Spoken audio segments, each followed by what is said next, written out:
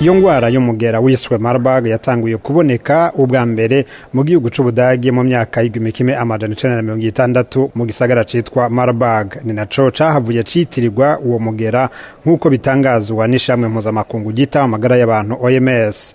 Mu myaka y'1980 iyo ngwara yari imaze gushika muri Kenya hafi y'umusozi muremure wa Elgon ugendegwa n'ingenzi nyinshi zirimwo n'abanyaburaya. Umwe mu bahagwariye mu Faransa Charles Monet yafashwe acibwamwo ayogwa afise ubushuhe bwinshi kandi acitse intege. Yivurije ku bitaro vy'i Nairobi ku mugwa mukuru wa Kenya aho yahavuye yitabira Imana asiga yanduje umuganga wo kuri ivyo bitaro yamwakiriye. Mu mwaka w'2022 no ku mwaka uheze iyo ngwara yarashitse mu bihugu vya Ghana, Tanzania na Guinea. Gutyo OMS ca itangaza ko Marburg arikiza muri Afrika.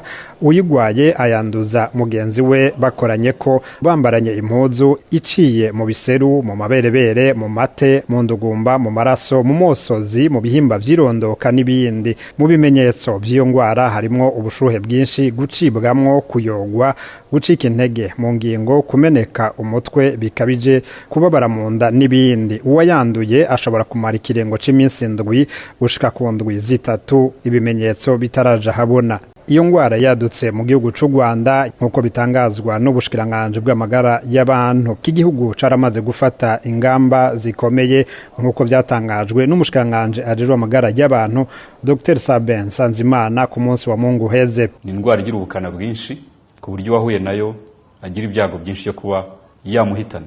Minisiteri y'ubuzima, inzego za leta zindi n'abafatanyabikorwa turi gukorana gushakisha abahuye n'aba barwayi ndetse n'abahuye n'abitabye Imana.